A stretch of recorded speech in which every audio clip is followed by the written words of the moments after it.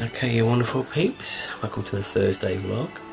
This week I'm going to review two movies, one The Predator and Happytime Murders. Don't forget, if you like my vlogs, if you like this vlog, give it a like, subscribe if you subscribe. If you haven't already, then click that notification bell. Yeah, so don't forget, check out my Patreon account.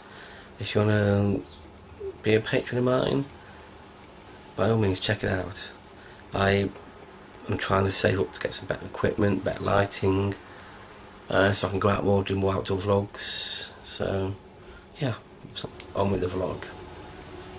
I'm going to review the new movie The Predator, which just come out. So the best thing about the film is the actor, is it Lloyd Holbrook?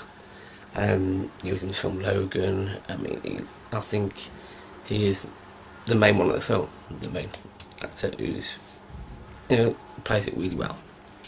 The rest of the cast are, to me, non-existent. Before going further, I'll do the positives first. Okay, positives.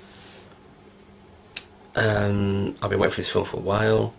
I didn't know if it was going to be a remake or a sequel or continuation. You know what I mean? I didn't know what it was going to be. I didn't read too much about it.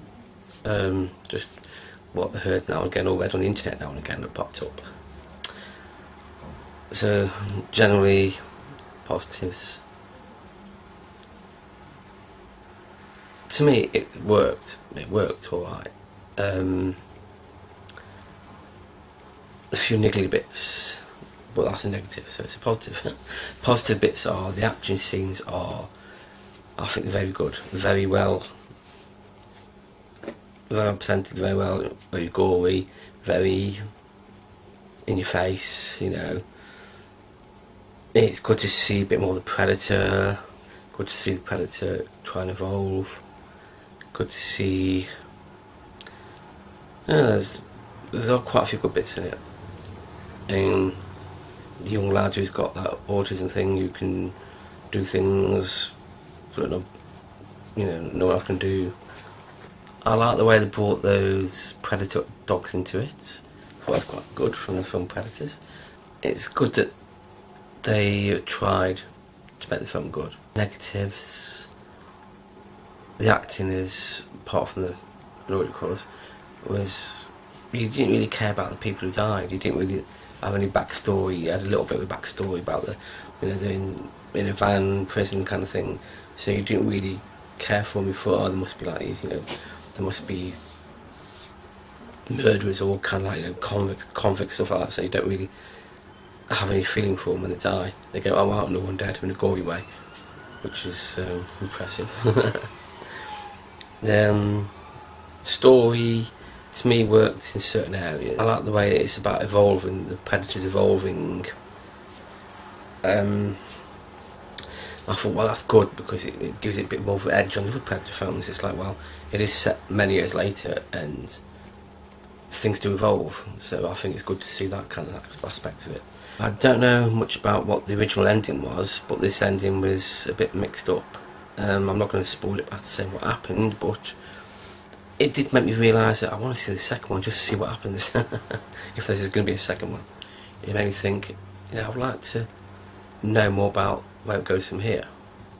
But I don't know what the original ending was like. I don't know. I suppose when it comes out on Blu-ray, they'll have both endings, and I might read about it on the internet. I don't know.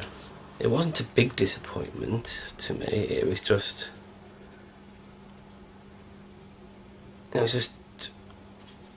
Well, I've seen a few reviewers review it and say the comedy element was a bit too much, and to an extent, yes, but I don't know, it didn't ruin it. I don't think it ruined it for me. The only thing it did really was that there was too many people trying to be funny. If they stuck to one or two people being funny, it would have been better. I mean, it works in the Marvel Universe, with Doctor Strange and the Avengers, because their characters feed off that humour, feed off the sarcasm and that kind of stuff. But it works because it makes them stronger, because they can work together. Even in my job, when I work with people, if you can have a laugh at each other, take the mickey out of each other, you get on better, because it's better as a teamwork. But in films, only certain films can do it. I mean, in Predator, it didn't need to. I'm going to give it a 6 out of 10, I think. And I'll move on to the second movie, Happytime Murders. And now on to my review of the Happytime Murders. What a film. I mean, can you imagine if the Muppets were like 18 certificate or even 15 certificate, where they had all this, you know, this, how can I say it, with very adult humour. Well, they got the Happytime Murders. I don't know what to expect, because I haven't seen trailers for it. I haven't seen any of them. I've just seen still images, Muppets, and not the Muppets, but puppets and humans, a bit like the normal Muppet movie, you know, just like one of them. What I'll start off doing is the positives and the negatives. Yeah. The positives are, it's funny, trust me, it's funny. There's bits, when you're watching it, there's bits, scenes where you're thinking, yeah, this works. Melissa McCarthy, fantastic, as she always is, very good.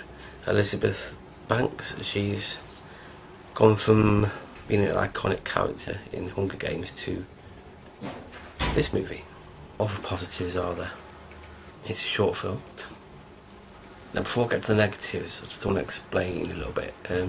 Definitely not a film for kids. Definitely not. No way is it a film for kids. Get to the negatives. The negatives are, some of the humour is quite sick, and you're thinking, no.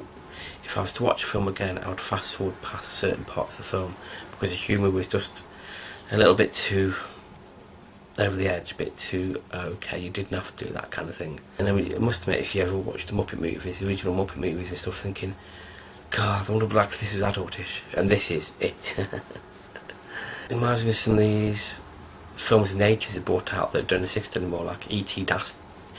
Nasty and stuff like that, where the films that they made these spin-off of other films, but they just don't exist anymore. It reminds me of one of them kind of films. It's like, if this was made in the 80s, it would be under the counter kind of thing. Not in a porn way, but in a very adultish humour way, you know. I guess it's just a story, really, a story. You can almost guess who the murderer is. Some of the films that when it comes out on DVD, wait for it to come cheap and then buy it like £5 or something. Yeah, then see it then.